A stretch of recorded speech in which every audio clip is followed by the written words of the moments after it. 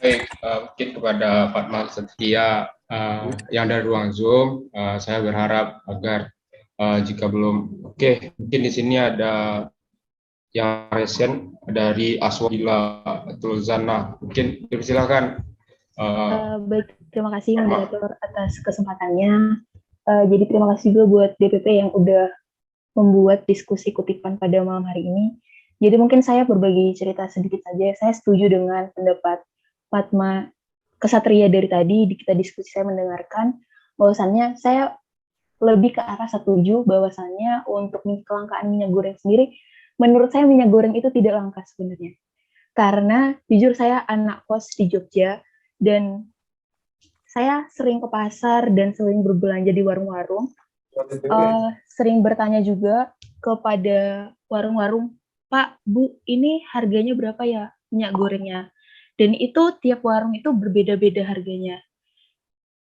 Kalau teman-teman berbicara tentang kelangkaan, otomatis kita kesulitan dalam mendapatkan minyak goreng. Tapi ini sisinya tiap warung itu pasti ada minyak goreng. Cuman di sini harganya yang oknum-oknum tadi bermain. Jadi kalau menurut saya, kalau dikatakan minyak goreng langka, saya tidak setuju. Tapi kalau ada permainan harga oleh oknum-oknum, itu yang saya sepakati. Karena kenyataannya minyak goreng ada. Di setiap wilayah itu pasti ada minyak goreng. Cuman harganya. Oke, kalau teman-teman lihat di penjualan online shop, mereka dapat stok minyak goreng dari mana? Otomatis mereka ibaratnya beli banyak, terus mereka menjual dengan harga yang lebih tinggi.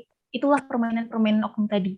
Kemudian untuk penjual-penjual ya kemarin tuh sempat ada berita bahwasannya tuh presiden kita itu memberikan bantuan ya kalau nggak salah tuh untuk 3 bulan untuk penjual atau pedagang UMKM kalau saya nggak salah, karena saya belum terlalu mendalami itu dapat bantuan. Tapi menurut saya juga di sini tuh lebih ke arah seharusnya untuk bantuan-bantuan tuh lebih di apa ya di dikerucutkan untuk masyarakat yang mana, karena memang kalau kita berbicara kenyataannya bukan hanya pedagang-pedagang saja yang membutuhkan minyak goreng, tapi juga masyarakat pada umumnya, karena memang Indonesia sendiri khususnya itu kayak masyarakatnya tuh sering apa ya membuat gorengan dan lain-lain, bukan hanya pedagang aja. Tapi betul juga yang ditanyakan oleh Fatma tadi yang di kolom chat, kebijakan seperti apa. Nah, kalau kita berbicara kebijakan otomatis larinya ke pemerintah, seperti yang dijelaskan oleh Kastrat tadi, pemantik ya Mas Farhan, Kesatria Farhan tadi, bahwasannya memang kebijakan perusahaan-perusahaan itu sudah menerapkan uh, keuntungannya itu sesuai dengan peraturan-peraturan yang dibuat oleh pemerintah. Tapi balik lagi, sebenarnya itu yang bermain di sini oknum-oknumnya. Kayak ibaratnya kalau kita berbicara di dunia pertanian, misalnya petaninya dapat harga sekian, otomatis tuh tengkulaknya yang dapat harga mahal. Begitu juga kalau kita berbicara realitisnya di bagian minyak goreng, mereka borong itu. Sebenarnya kalau bilang langka tuh nggak langka, kita bisa dapat minyak goreng tuh di mana aja dan kapan aja. Sekarang kemarin saya lihat di Jogja, kalau di Jogja sih ya saya berbicara di Jogja aja, kemarin udah banyak sih kayak mungkin ada yang dari Jogja di sini, mungkin di Pamela ataupun di Mirota kampus ataupun pada umumnya itu sudah ada penurunan harga sih. Kemarin sekitar bulan Maret itu harganya tuh ngelunjak banget pas awal-awal memasuki Ramadan. Nah, Ramadan ini juga kayak menjadi sasaran nih, wah empuk banget um, bagi para oknum-oknum yang menjual minyak goreng. Khususnya kan kalau bulan puasa banyak sekali masyarakat yang kayak pengen gorengan, pengen ini, pengen itu. Jadi kemarin stoknya pas pertengahan Ramadan ini baru saya cek juga pas saya membeli kebutuhan saya itu sudah banyak sudah. Alhamdulillah tidak kalau menurut saya, tapi permainan oknum-oknum yang membuat seakan-akan itu langka dan ibaratnya itu panik buying gitu loh. Dari ibu-ibu rumah tangga juga semacam, oh minyak gorengnya bakal langka nih besok, oke kita borong, jangan sampai kita nggak dapat minyak goreng, nanti kita nggak bisa goreng lagi. Seperti yang dikatakan salah satu petinggi dari salah satu partai kan, apakah ibu-ibu tuh hanya kerjaannya menggoreng saja tidak bisa dikukus.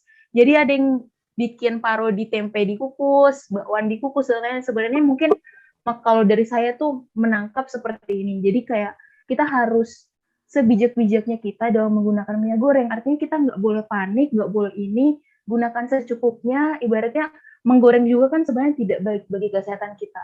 Jadi kalau kutipan mungkin asumsi masyarakat itu beda-beda ya. Kalau dari saya tidak mendukung beliau sepenuhnya, tapi dari persepsi ataupun tanggapan dari salah satu petinggi partai itu, menurut saya ya memang benar, kita kan bisa fokus, bisa apa, maksudnya jangan sampai kita panik, dan kalau kita panik untuk membeli itu, maka harga minyak goreng itu otomatis bakal naik-naik terus, jadi bakal langka-langka terus, panik buying, habis beli lagi, gitu aja sih kalau dari saya. Mohon maaf kalau ada kata-kata yang kurang berkenan untuk disampaikan, saya kembalikan kepada moderator. Terima kasih. Baik, terima kasih banyak kepada Pak Ma'aswa yang benar yang bilang sama Pak Ma'aswa. Di sini kita berbicara terkait polemik kenaikan harga minyak goreng di tengah pandemi. Mungkin kalau masalah kelangkaan minyak goreng itu terkait itu pandai-pandailah oknum-oknum yang ingin mempermainkan harga gitu. Di sini juga di Sumatera Barat juga demikian rasanya, karena di setiap minimarket maupun di warung-warung itu beda-beda harganya. Ini tuh ada oknum yang bermain di itu demi keuntungan pribadinya. Mungkin di sini juga ada pertanyaan lagi yang masuk dari Muhammad Afa Ananda. Selamat malam Pak Maksudria.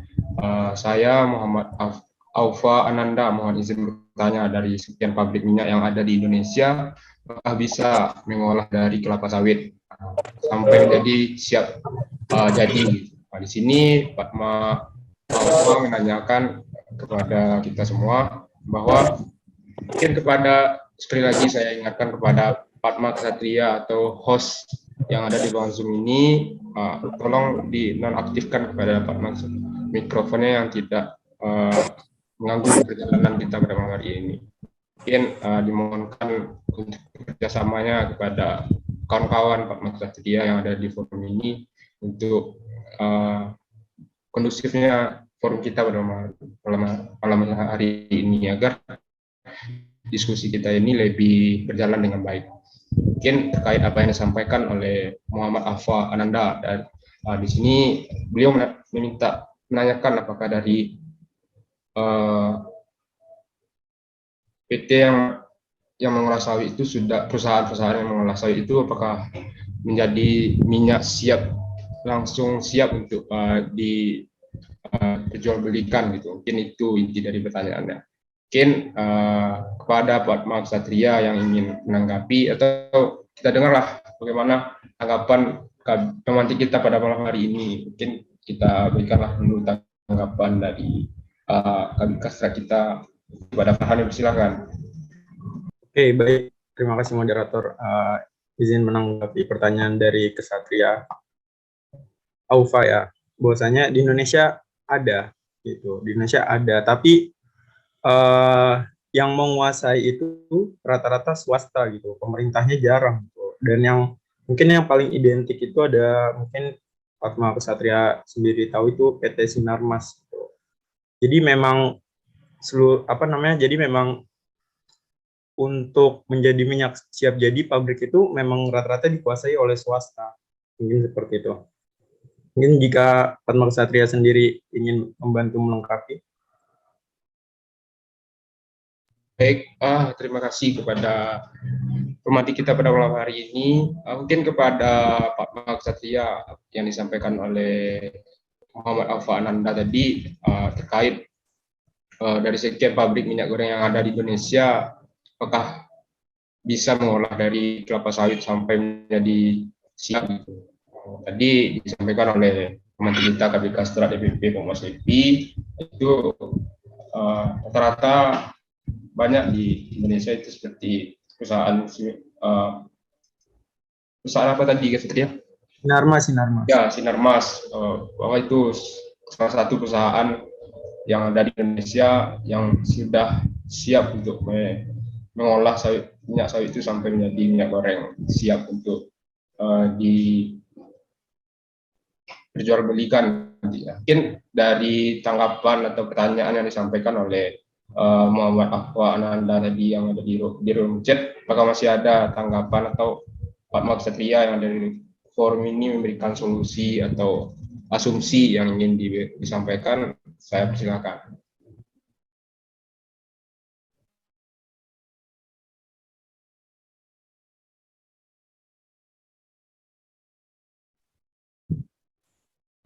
Baik, mungkin karena tidak ada,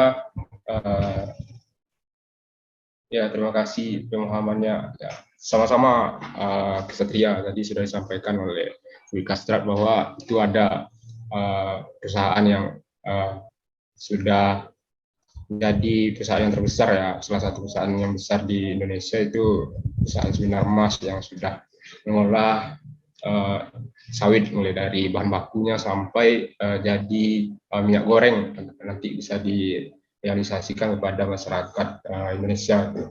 Mungkin kepada Pak Mak Setia yang ada di ruang Zoom masih ada hal-hal rasanya yang mengganjal selama ini, mungkin bisa disampaikan di forum ini agar kita lebih terbuka lagi relasi kita untuk diskusi pada malam hari ini.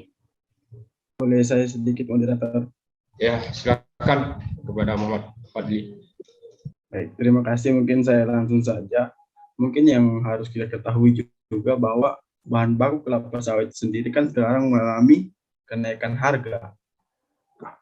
Nah, mungkin kita juga harus tahu bahwa penyebab kenaikan minyak goreng itu disebabkan dari kenaikan harga dari sawit sendiri, sehingga banyak perusahaan-perusahaan pembuat minyak goreng yang membeli bahan baku itu mahal, sehingga dia menjual minyak gorengnya mahal lagi, seperti itu. Mungkin itu dari saya sedikit. Saya kembalikan ke moderator.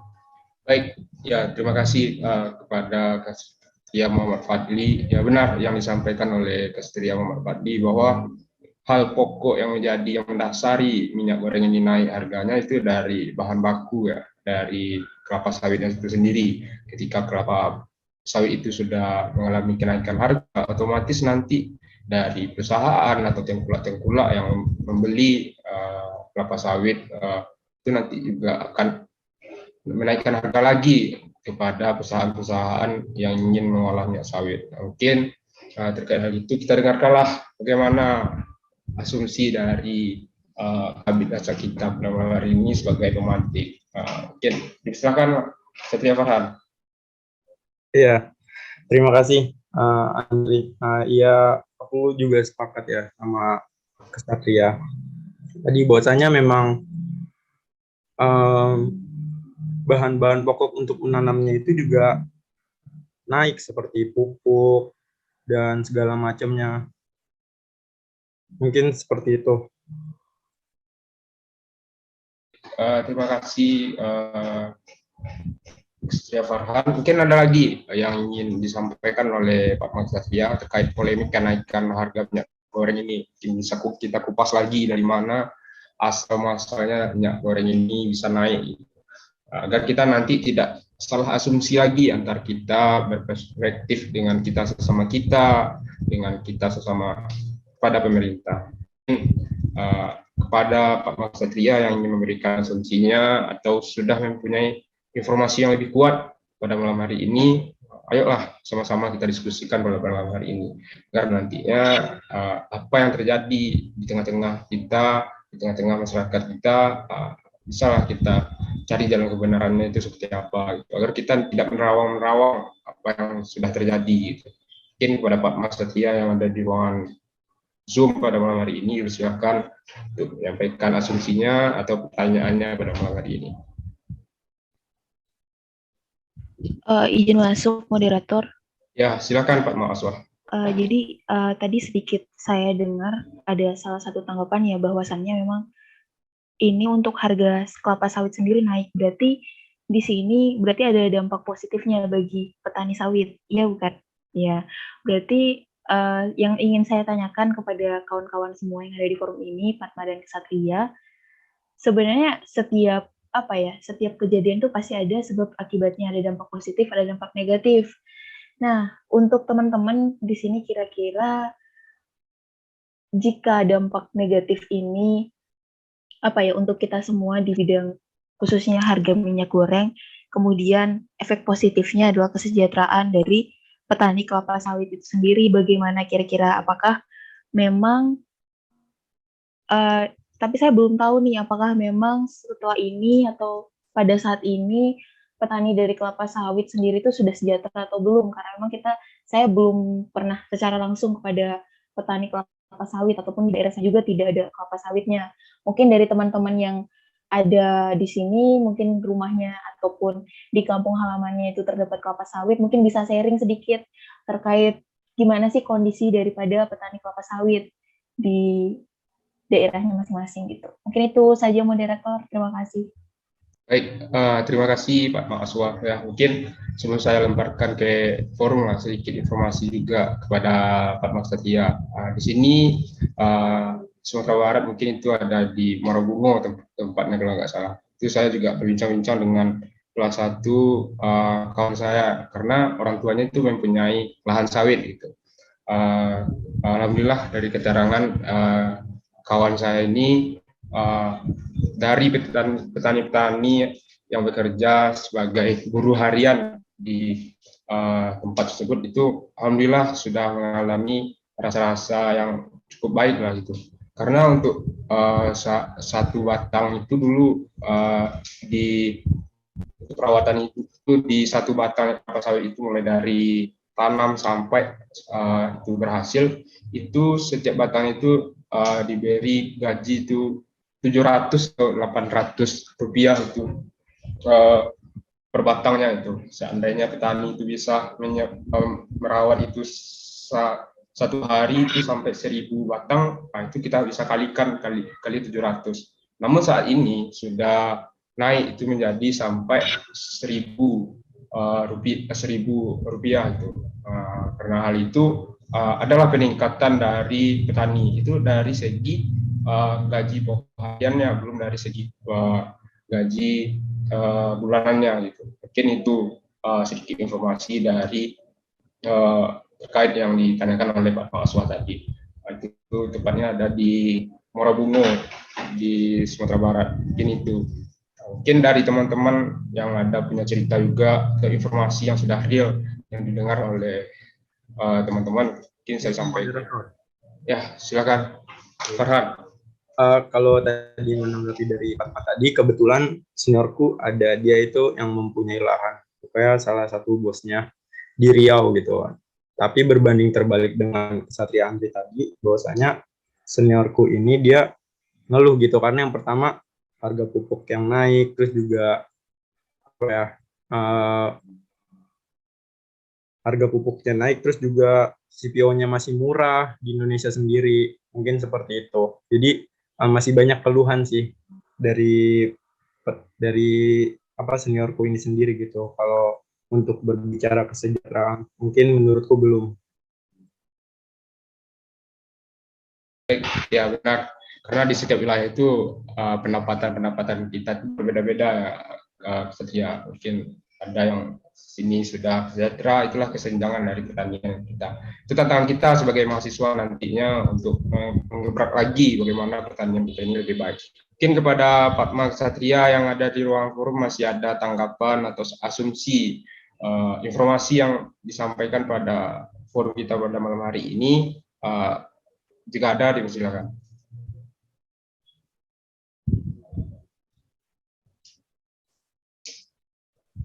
Izin menambahkan, moderator. Ya, silakan kepada Fatma Rahma. Baik, jadi terkait dari kesejahteraan petani sawitnya itu sendiri, kalau untuk di kampung halaman saya, lebih tepatnya di Kabupaten Merangin, Provinsi Jambi, untuk periode ini terbilang kesejahteraannya itu yang paling bagus gitu, apalagi kalau dihitungnya tuh dari harga per kilonya dari sawit itu termasuk harga paling tinggi itu di periode ini gitu, karena mencapai hampir 3.000-an kalau nggak salah. Dan mungkin yang disampaikan oleh Satria sebelumnya itu terkait permasalahan meningginya harga pupuk, itu memang betul adanya, Fatma. Mungkin untuk sedikit sharing tentang kesejahteraan petani itu saja dulu. Saya kembalikan kepada moderator. Baik, terima kasih Fatma Rahma. Fatma Rahma ini juga salah satu staf Kastrat DPP Pokmaskepi, Pak Satria yang ada di forum malam hari ini. Mungkin itu informasi yang dapat kita serap dari Pak Marahma. Kepada kawan-kawan yang ada di ruang forum ini, apakah masih ada lagi diskusi yang mau kita buka atau informasi-informasi atau pertanyaan-pertanyaan yang sama kita kupas pada malam hari ini? Silahkan, saya selaku moderator memberikan waktu yang secukup-cukupnya kepada teman-teman pada malam hari ini, karena waktu kita masih panjang untuk diskusi kita pada malam hari ini.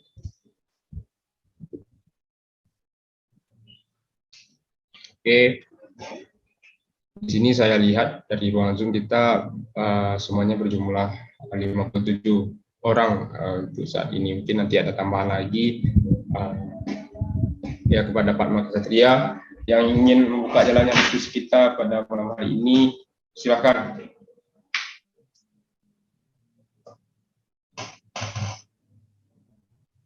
Atau dari Kabid Kastrat kita ada informasi lebih lanjut lah terkait kenaikan polemik ini. Mungkin kepada Kabid Kastrat DPP Pokmaskepi dipersilahkan, masih ada tanggapan terkait atau ingin buka lagi dalam diskusi kita pada malam hari ini. Oke. Baik, terima kasih Satria Andre. Mungkin yang aku bilang tadi ya, bahwasanya kalau untuk petani pada hari ini sih belum terlalu sejahtera petani sawit hari ini, karena berangkat dari studi kasus seniorku yang tadi gitu. Kalau dariku sih cukup ya, karena kembalikan lagi ke forum gitu agar dialektikanya bisa berjalan dengan lancar dan lebih interaktif. Mungkin seperti itu, karena aku percaya Pak Mark Satria juga orang-orang hebat semua di sini gitu. Baik, terima kasih Kabid Kastrat. Mungkin informasi kepada kawan-kawan Pak Mark Satria, di sini sudah diberikan link absennya. Mungkin kepada Pak Mark Satria sudah hadir di ruang Zoom ini. Sembari kita melanjutkan diskusi kita pada malam hari ini, dipersilakan untuk mengisi link absen kehadirannya, agar nampak bukti nyata kita sebagai mahasiswa telah mendiskusikan polemik yang sedang hangat-hangatnya terjadi di tengah-tengah masyarakat kita. Mungkin dari pembahasan tadi sudah juga disampaikan bahwa kenaikan dari minyak goreng ini itu ada dari efeknya dari perangnya Ukraina, mulai dari kenaikannya bahan pokok dari sawit itu sendiri gitu. Ada tani yang sudah mulai sejahtera, ada yang masih belum dengan taraf yang berbeda-beda di wilayah kita. Mungkin pada saya selaku moderator sangat membuka jalannya. Terima kasih. Baik. Di sini ada izin menambahkan. Ya, silakan Satria Rahmat Untar. Oke, baik. Ini sedikit tambahan informasi. Kalau dari Sulawesi Barat sendiri terkait dengan dampak kenaikan harga sawit terhadap kesejahteraan petani itu, kalau menurut saya kan kebetulan orang tua salah satu petani sawit juga. Jadi kalau dari pendapat saya itu sangat mengangkat kesejahteraan petani sawit sendiri, karena bisa kita mungkin sedikit saya gambarkan sedikit hitungannya. Jadi kalau di daerah Sulawesi Barat itu harga sawit kisaran harganya sekitaran 3.000 rupiah. Nah, sedangkan produksi lahan sawit per 1 hektar itu per 1 bulan bisa mencapai 3 ton. Jadi 3 ton kali 3.000 itu, jadi pendapatan petani sawit yang punya lahan 1 hektar itu bisa sampai 9 juta per bulan. Sedangkan petani di daerah Pasangkayu, di daerah Sulawesi Barat itu rata-rata lahannya sekitaran 1 hektar 1 sampai 3 hektar. Mungkin itu sedikit. Baik, Terima kasih Kesatria Rahmat dari UNTAD ya, sudah memberikan informasi. Ya, Pak Kesatria tadi memberikan informasi kepada kita bahwa di Sulawesi itu petani sudah dilihat langsung oleh Kesatria Rahmat dari UNTAD. Itu petani yang ada di Sulawesi itu alhamdulillah mengalami sejahtera itu, yang saat ini sudah per kilonya itu sudah 3.000 per kilo. Dalam 1 hektar itu produksi dari Sulawesi itu sudah mencapai 9 ton per bulannya, dengan kuantitas bahwa bisa dikalkulasikan dalam sebulan itu pendapatan dari masyarakat atau pemilik lahan dari kelapa sawit yang ada di Sulawesi itu sudah mencapai 9 juta per bulan. Ini menurut saya adalah hal yang sangat baik, karena ini sudah mempertimbangkan dan menaikkan marwahnya petani sawit kita pada hari ini. Semoga kedepannya petani-petani sawit kita juga sejahtera lah, karena itu hak dari petani juga. Mungkin kepada Pak Kesatria, sedikit informasi di sini ada pertanyaan dari Uswatun Hasanah, gitu. Izin menambahkan, sini informasi menambahkan, kenaikan harga petani belum tentu mengalami kesejahteraan, karena kesejahteraan petani juga dipengaruhi oleh lembaga saluran pemasarannya, Kak. Ya benar, itu tergantung dari tengkulaknya atau orang-orang yang menerima pemasaran tersebut. Itu kebijakan, apakah tengkulak ini memang real sudah bekerja sama dengan pemerintah atau hanya memberikan keuntungan pribadinya.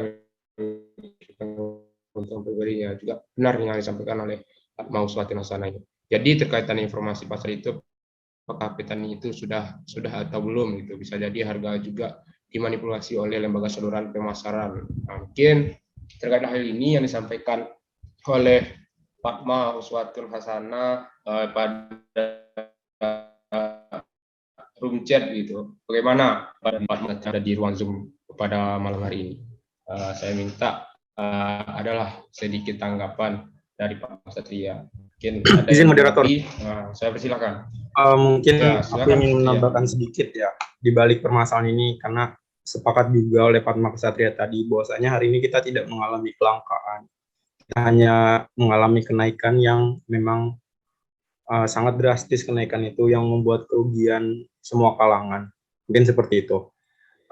Jadi menurutku itu, jikalau memang ingin mengatasi ini, pemerintah harusnya juga serius gitu untuk melakukan operasi pasar gitu. Untuk operasi pasarnya mungkin nanti bisa mekanismenya itu nanti diperbanyak operasi pasarnya, dan dipertegas juga untuk memberi sanksi kepada pihak-pihak yang melanggar, mungkin seperti itu. Karena ya memang ini menjadi mainan mafia gitu, karena ini bukan lagi kelangkaan, karena memang di mana-mana ada, tapi harganya yang sangat tidak wajar, mungkin seperti itu. Mungkin bisa jadi pemantik juga nih untuk Fatma Kesatria semua gitu, bahwasanya jika memang serius mungkin pemerintah bisa melakukan operasi pasar gitu. Mungkin bisa diperbulat lagi nih oleh Fatma Kesatria sekalian nih statementku. Kembalikan moderator. Baik, terima kasih Fatma Kesatria Farhan terkait asumsi yang diberikan oleh Fatma kita yang ada di ruangan chat. Mungkin saya kembalikan lagi lah kepada forum, apakah masih ada tanggapan terkait informasi yang disampaikan oleh Fatma kita yang ada di ruangan chat, atau ingin membuka diskusi baru lagi, atau masih ada tanggapan atau informasi asumsi yang ingin kita angkatkan, yang kita kupas sampai benar-benar informasi ini bisa kita terima dengan logika, gitu. Mungkin kepada Fatma Kesatria, dipersilakan. Izin masuk moderator. Ya, silakan Kesatria Kahfa Irfan. Ya, menurut saya sih dilakukannya sidak, seperti tadi sidak kita menggandeng TNI, Polri, dan Bulog, karena Bulog ini badan penyeimbang pangan kan. Nah, di situ juga ketika ini minyak ini sudah melimpah, adanya sidak-sidak ke tengkulak-tengkulak ataupun pedagang, pasti harga mengalami penurunan. Ketika minyak ini belum melimpah, mereka enak memainkan permainan tersebut. Kalau sudah minyak ini melimpah, pasti harga melalui keseimbangan tersebut, mengikutilah istilahnya. Mungkin itu saja masukan saya. Terima kasih. Baik, terima kasih Satria Kava Ervan. Ya benar yang dibilang oleh Satria Kava Ervan. Kita harus juga melakukan apa yang disampaikan oleh Satria Ervan tadi, bahwa kita juga harus mengajak juga lah TNI Polri yang mempunyai hak untuk memeriksa bagaimana jalannya pemasaran yang ada di pasar yang ada di Indonesia ini. Mungkin kepada Batman Satria yang lain masih ada tanggapan atau asumsi, saya persilakan dengan senang hati kami mendengarkan asumsi-asumsi yang masih rasanya dipikir-pikirkan namun belum disampaikan oleh Batman Satria pada malam hari ini kepada kawan-kawan kita yang ada di ruangan ini, agar kita juga bisa mengupas informasi tersebut. Mungkin masih ada tanggapan lagi? Izin masuk. Silakan. Ya, silakan Farhan. Ya, mungkin yang harus yang harus jadi konsen Padma Ksatria lagi, bahwasanya diskusi ini dibuka agar kita Popma Sepi itu lebih tahu keadaan Padma Ksatria semua di setiap daerah gitu, karena ya memang Popma Sepi ini lintas daerah gitu, dan juga lintas kampus gitu. Jadi memang kita itu dimaksimalkan itu ketemunya itu ya online, mungkin seperti itu. Jadi dibuat diskusi ini untuk dimaksimalkan gitu. Mungkin bisa diceritakan kondisi-kondisi di daerahnya, keadaan-keadaan di daerahnya, agar kita Popma Sepi juga tahu apa langkah yang harus kita lakukan. Mungkin seperti itu sebagai mahasiswa yang cemplung di Popma Sepi ini sendiri. Mungkin seperti itu. Kembalikan moderator. Baik, ya benar. Terima kasih Kabinat DPP Popma Sepi, Farhan. Ya, kami di sini sebagai DPP Popma Sepi juga ingin mendengarlah keresahan dari kawan-kawan Padma Ksatria yang ada di setiap wilayah itu. Kita alhamdulillah se-Indonesia seluruh mahasiswa sosial ekonomi ini sudah bergabung di Popma Sepi. Mungkin karena ada anggota tetap dan anggota sementara, karena itulah kita buka diskusi pada malam hari ini agar kami DPP Popma Sepi, terkhususnya Kastrat, ya, ingin mendengarkan apa yang sudah terjadi di wilayah-wilayah setiap wilayah Padma Ksatria. Mungkin masih ada lagi tanggapan? Saya persilahkan kepada Padma Ksatria yang ada di ruang forum ini. Waktu kita masih panjang untuk diskusi kita malam hari ini. Ya, kalau masih ada, silakan resen atau izin berbicara saja langsung, agar nanti kita diskusinya itu lebih bagus. Apakah masih ada Padma Ksatria? Ya, silakan kepada Ksatria Rian dari